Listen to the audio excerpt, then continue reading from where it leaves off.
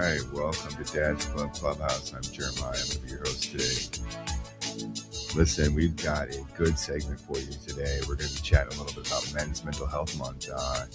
Now, for those of you that don't know, we are going live and also recording this segment. We're live on Dad's Clubhouse, and we're also live on my own feed, as well as recording. So we're going to see how this goes. Hopefully we get a good hour here. Well, we'll see if we'll go for an hour. We don't know how long we'll go. We'll see. But everybody knows June is Men's Mental Health Month. Okay.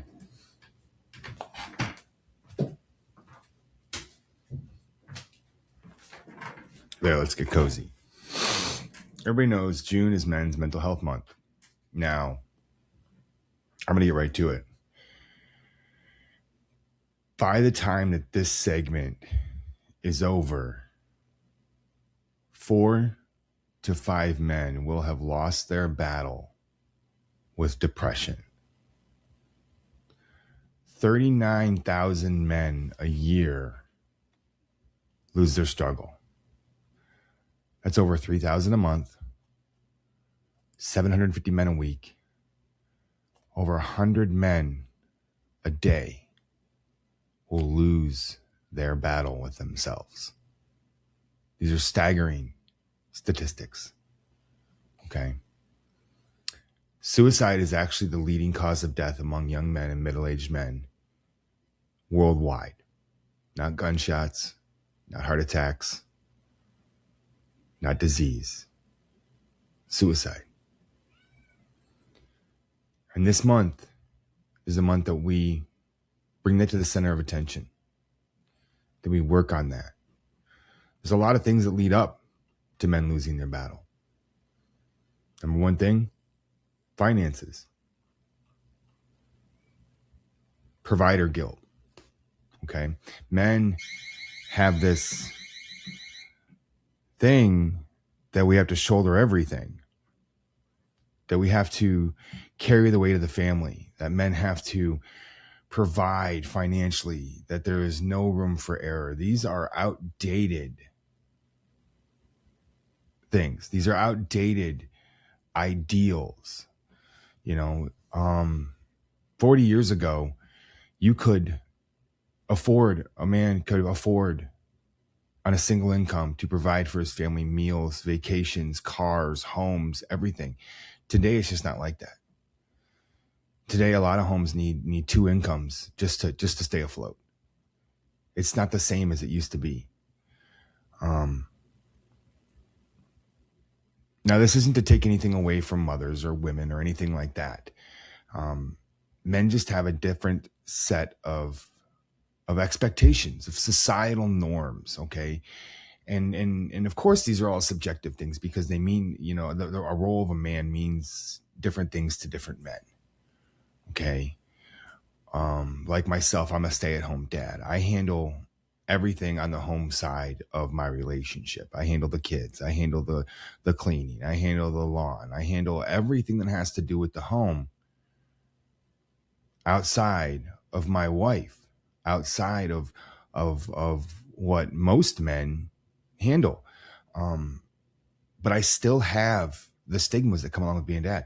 Be strong. Don't cry. Figure it out yourself. Work harder. Provide more. Never let them see you break. Now, I'm an emotional person. I think emotionally. I act emotionally. I express my emotions. Regulation is something I work through every day. But I'm not the norm. Okay, you have an entire generation of men carrying mortgages, marriages, children, aging parents, debt, layoffs, and mental health struggles while convincing everyone that they're fine. And these men are the men that lose their battle. Number one thing I want to talk about is provider guilt. A lot of men don't feel valuable for who they are, about what they bring to the table. They only feel valuable because of what they can produce, what they can provide, what they can put in front of their families, what their paycheck brings to the table. A lot of men break because of this. When money is tight, they feel like they're absolute failures. Okay. They feel like they can't carry it all. They feel like they can't give enough to their family. And you know, kids are honest, are outspoken creatures. Okay, they will say things like, and they'll see their friends go on vacations, or they'll see their friends with a new iPad or a new phone, and they'll come home and say things like, "Daddy, why don't I have a phone? Dad, why don't I have a tablet? Dad, why don't I have this? Why don't we have a nice car? Why don't we have that?" And you know, that may not be true. That may not be. There may be a lot of reasons behind that. You know, there may be many different reasons behind that. But that hits home to a father, especially if a father is struggling financially. The economy today is not the economy it used to be. Okay, again, I want to go back and I want to say that a lot of homes could survive on one income. Okay, they could get by with a father working 40 hours a week and coming home and having 2 vacations a year, 3 vacations a year, and it wasn't hard to climb up the ladder. Today, it's not the same as it used to be. Even retirement used to be this thing that was guaranteed. 60, 65 years old, you could go to retirement. You know, you didn't have to work anymore. You had savings in the bank. You had 401ks. You had Social Security. These things just don't happen anymore. You just need 2 incomes now to stay afloat in a lot of places. Like, I wonder how much of this came from a generational hand down too. Did our parents teach us that our value comes from more than what we can provide for our families? Did the example our grandparents set, did that set us up to feel that that was all we could do, or that's all we had to do was to provide for our family? And it begs the question, like, have you yourself ever felt like a failure because financially you were struggling? Okay. These are questions we ask ourselves, and there's ways, you know, there's a lot of things that factor into these down times. Okay. These financial struggles. There's planning that factors into it. There's external forces. There's, you know, perhaps someone lost their job. Perhaps someone's skill set isn't great enough to advance into work and to build a bigger income. A lot of these things aren't always in men's control. Okay, they're not always in our hands. Myself, I want to be brutally honest. I don't have, my skill set cannot garner $100,000-$200,000 a year. Okay, it just can't. I worked in restaurants. You know, I'm sure that if I found the right place, I could fit into it. But I traded off my career to be a stay-at-home dad. A lot of the reasons was because I would be working just to pay for childcare. It made more sense for me to be staying home with the children and providing childcare and taking care of the home. It was worth more. Right? But again, it was my prior planning that didn't set myself up for this. I didn't go to college. I didn't go to trade school. Now, that's not for everybody. You know, not everybody is successful because they went to college or trade school. Just the career path I took was not a valuable one. I spent a lot of years not planning for my future. And unfortunately, that could strike a man hard. That could strike a man real hard, right in the gut, especially when they're trying to provide for a family. Right? Not everybody plans on a family. Okay? Sometimes it just happens, whether it be by accident or thinking that things are in line, thinking that all our ducks in a row, that we can handle this, and then boom, life happens. These are things that weigh on men. Now, I know they weigh on women too. I'm not taking anything away from women. Okay? I'm only simply focusing on my standpoint and Men's Mental Health Month in this segment. Okay? So don't come at me.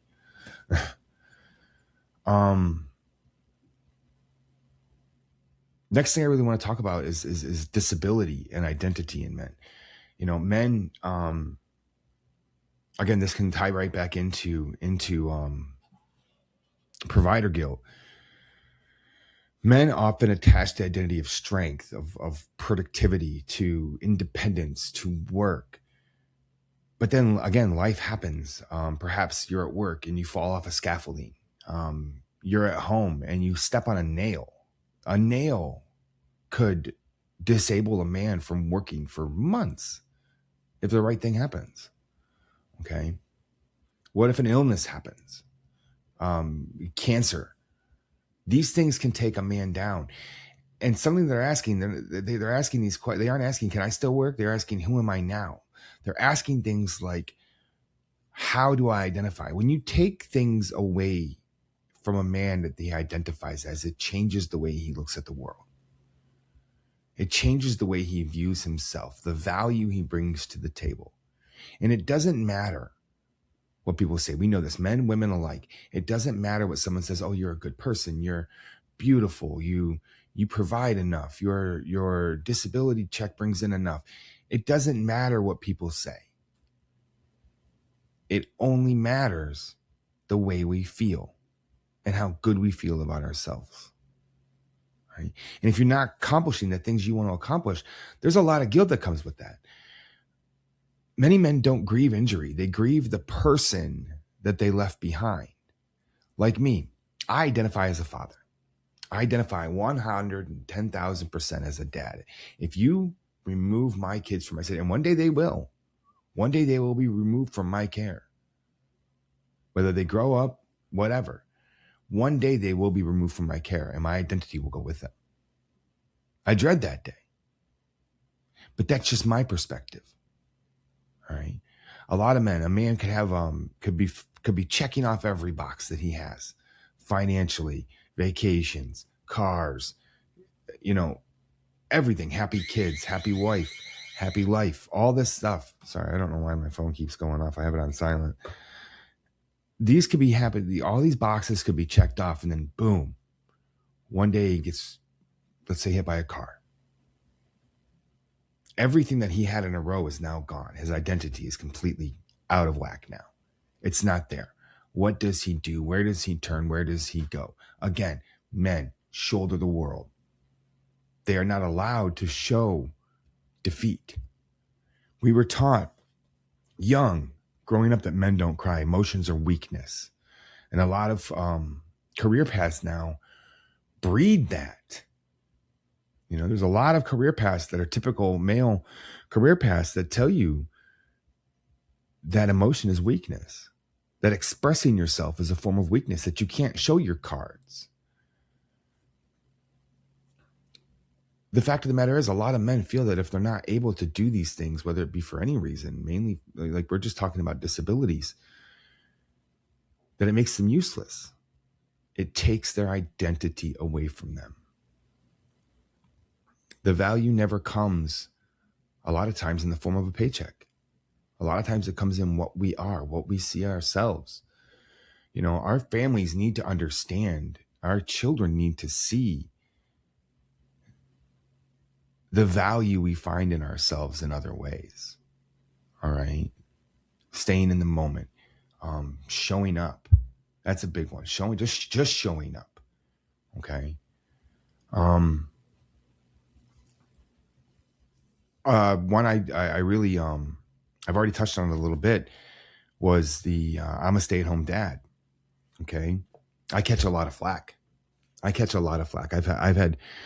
been in rooms, people talking about me. I've been in online forums, people talking about me, how men need to be out making the bacon, not home doing the laundry. I need to be providing for my family financially. All right. These stigmas weigh on me. Right. It makes me a lot of times, I want to say, scared to tell people that I'm a stay-at-home dad. How many groups can I go to, and how many social settings can I be in and tell somebody I'm just a stay-at-home dad? I'm just a stay-at-home dad. All right. I almost feel like as I say that, I have to define that, what that is to me. I have to define what a stay-at-home dad does and how much actually comes with it and what I'm charged with. Because it's not just enough for me, I'm a stay-at-home dad. I have family members that think I'm a kept man because my wife does the work. All right. Family members that think this, that have said this to me. People that I know that tell me that I should be out providing for my family. And in my mind, I provide. I provide a lot of stuff for my family. That's in my mind. That's my value. But the world, society may not see it that way. And I'm sorry, but society has a lot of weight on how we feel about ourselves. I hear a lot of people tell me it must be nice. It must be nice. That's a big one. What do you do all day? What do you do all day? You know, these are things that get to me. Now, again, these aren't things that bother me enough that make me question my identity as a father, but enough to set me back a little bit, to make me question, should I be doing this? Should I be trusting this care to a nanny while I go out and work? You know, to me, my value comes from being a father, from being there for my children. My children are with me 24 hours a day, 7 days a week, 365 days a year. I am directly in charge of making sure that their life is successful right now. That's my job. But again, society doesn't always view it the same way. And that comes with a lot of guilt. There's times that I've sat at home and just wondering, like, am I doing enough? And my wife will tell me, yes, you're doing enough. My wife will tell me, yes, you're where you're supposed to be. But then the next day, I hear somebody saying, well, aren't you just babysitting? You know, because I hear a lot of men. I hear a lot of times, like, someone will say, well, one thing I dislike the most is my husband's watching the kids. That's when I can't stand. Because as fathers, we don't watch our kids. As stay-at-home dads, we don't just watch our kids. We engage our kids. We nurture our kids. We love our kids. We show up for our kids. You know? And there's a lot of struggle that comes with that because as a stay-at-home dad, I get lost in that identity as a father to the point that sometimes I lose my identity as a husband. Okay? So it's hard to keep these balances. There's a lot of moving parts in here. All right?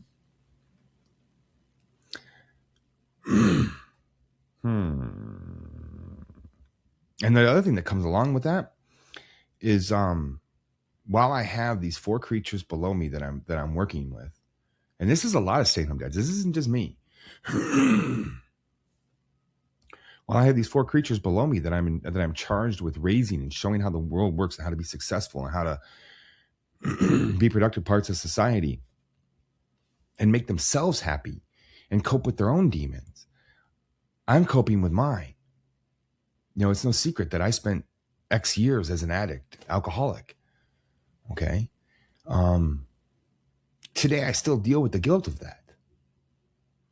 And it shows its ugly head. It rears it in so many times a day that it would make your head spin.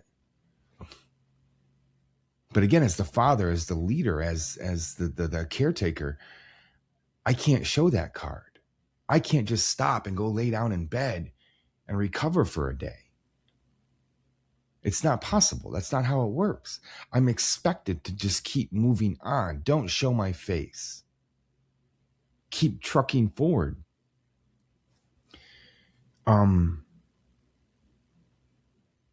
know the biggest part, a stay-at-home dad that nobody talks about, that I've never heard talked about, as far as struggling as a man, and I've already touched on it a little bit, is that identity. Our identity has a expiration date. When the last child graduates school and moves out of the nest, that is the day our title expires. Now, everybody says, you're never going to not be a dad. You'll always be a dad. You'll always be a dad. You'll always be a dad. Yes, we will always be parents. We will always be fathers. We're always going to be mothers. But the extent and how much they need you to do things for them, with them, help them, move them, has an expiration date. What happens after that? Am I prepared for that day? Right now, I can absolutely 1010% tell you, I am not prepared for that day. The day that my children no longer need me to fold their laundry, no longer need me to help them with a math problem, no longer need me to help them through a social problem, help them to ground, you know. It would mean that I set them up. It would mean that I set them up for success, that they are able to do these things on their own, right? You think that that's the way you would look at it. Like, I did my job. They're able to do these things on their own. They're completely self-sufficient. That's not the way it feels, especially when a lot of stay-at-home dads identify completely as a father. I don't mind running myself ragged for my children.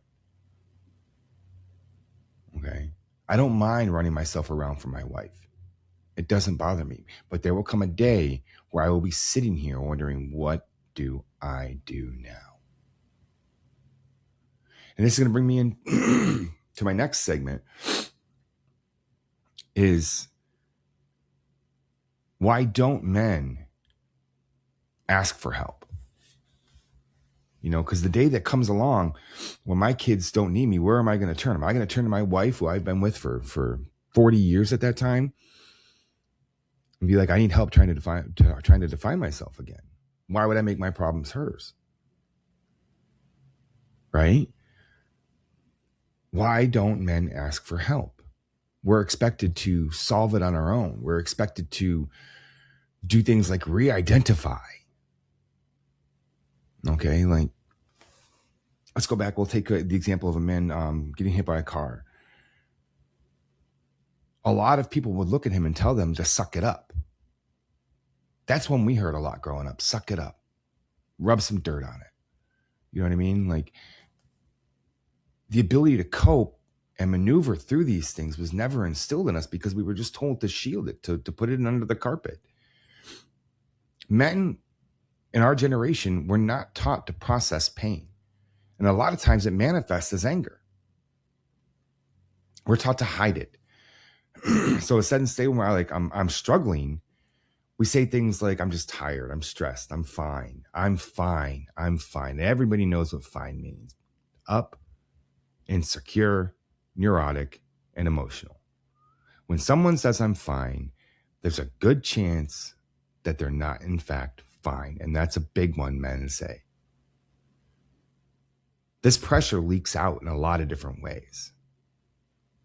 Anger is the number one. Men explode, and because that's another thing that comes along with it. Men will explode in anger, and then everybody turns away and like, that man's crazy, and he's labeled. Okay, withdrawal. You know, they'll withdraw from their family, from relationships. They'll become distant. They'll spend more time on their phone, looking for ways to reconnect with themselves. A big one too, addiction, alcoholism. Our generation was taught that alcohol and drugs can help you cope with things, can shut off the feelings. That's the reason I did it. It would shut off my emotions. It would stop me from feeling something. It kept me moving forward without showing the world that I was struggling, that I was going through trauma, that I was dealing with trauma, that I had trauma that I didn't deal with. And the final one is isolation. You know, there's a lot of stories I see. I work a lot around different men's groups, different women's groups too. And there's a common story. When I met my husband, when I met my wife, I was into the relationship. He was the dream guy. He was everything I wanted. He was there emotionally, sexually. He was there, invested in the relationship. I could talk to him. But as things evolve, as time goes, I feel like my partner is a million miles away. Isolation is one of the final steps in how this pressure we feel leaks out in us. It's like quietly quitting a job. You know what I mean? The guilt, the shame, everything that we just talked about comes down and just keeps pushing down to the point that a man can simply not function anymore. And then we get things like he's useless. He's not worth it anymore. He's lost. We get these things a lot. Many men would rather drown quietly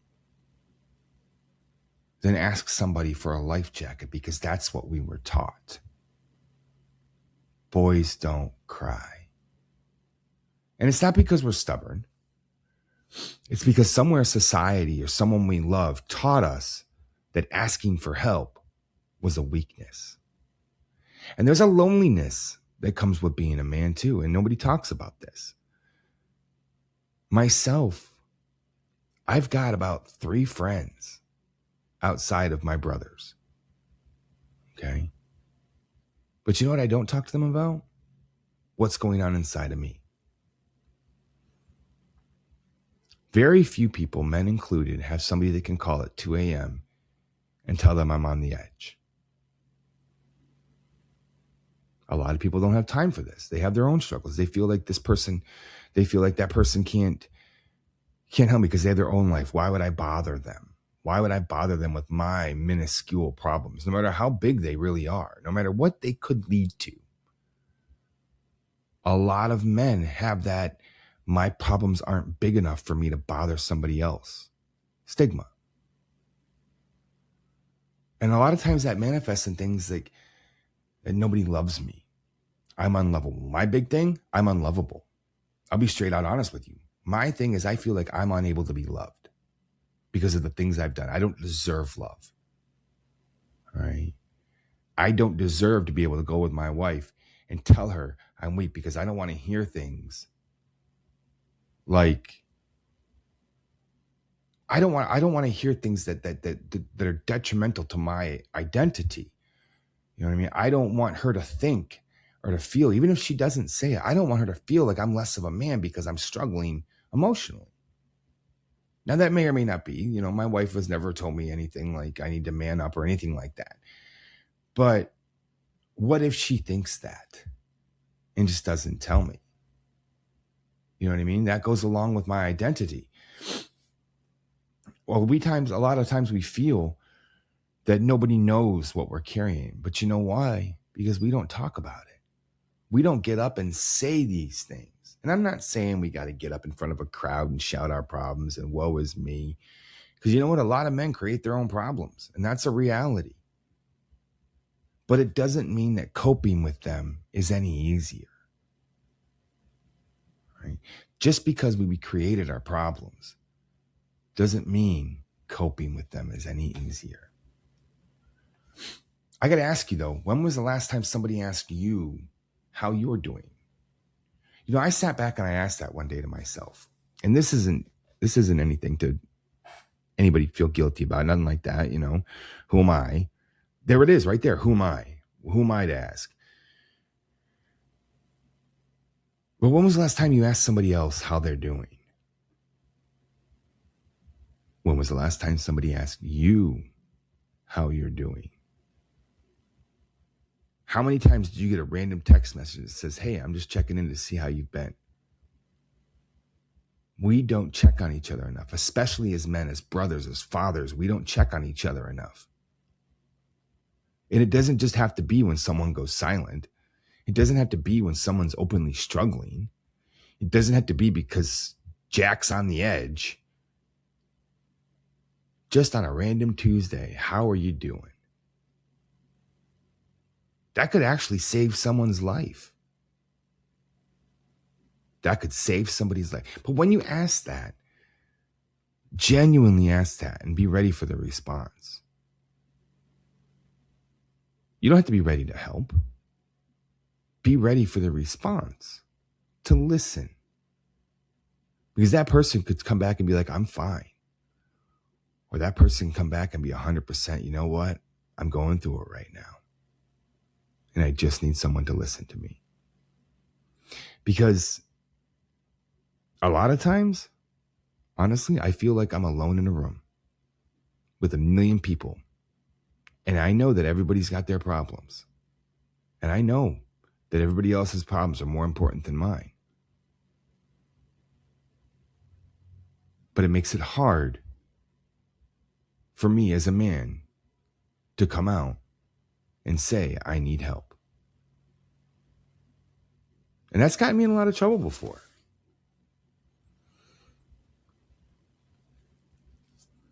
So with June being Men's Mental Health Month, I implore, I challenge you.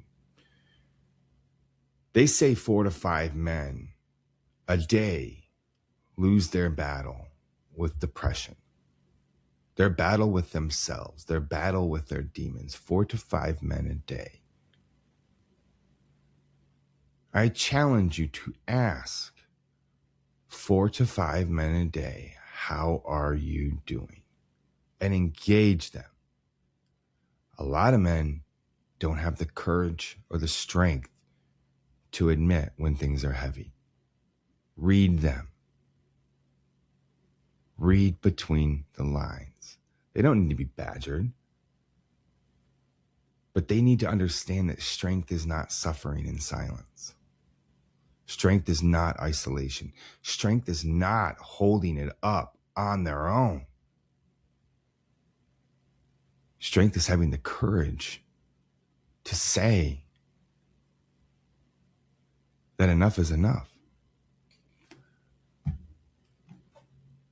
You know, bravery looks a lot of different ways to a lot of different people. A lot of men think brave is being able to scale a mountain, climb Mount Everest, storm a castle, run into battle. You know, these things are all brave. These things are all take courage. These things take grit. They do. But you know what takes grit too? Is to look someone in the face and say, I can't do this anymore without somebody helping me. I'm ready to break. I'm at the edge. And the edge looks a lot of ways to a lot of different people. The edge can be a smile. You know, there's an ad that I saw, an informational ad that I saw a couple years back, and it said what depression looks like. And it was two men sitting in a stadium. And one man is visibly happy, bouncing off the walls, laughing. The other man is sitting there like, you know, just visibly distraught. Okay. And it's going through, and you can tell that it's like year one, and then it says year two, and then it says year three, and then year four comes around, and the distraught man is sitting by himself. And the gist of it is that the happy man had taken his life, the visibly happy man. So these things look a lot different to a lot of different people.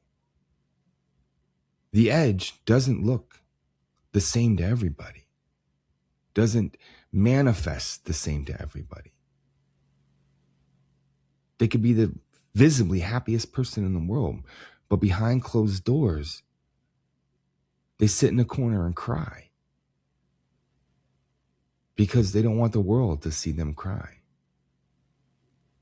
Because again, we were taught, boys don't cry. I challenge you today to ask 4 or 5 men how they're doing and engage them.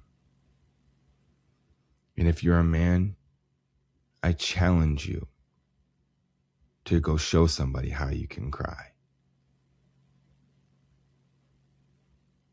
And that's what I want to leave you with today.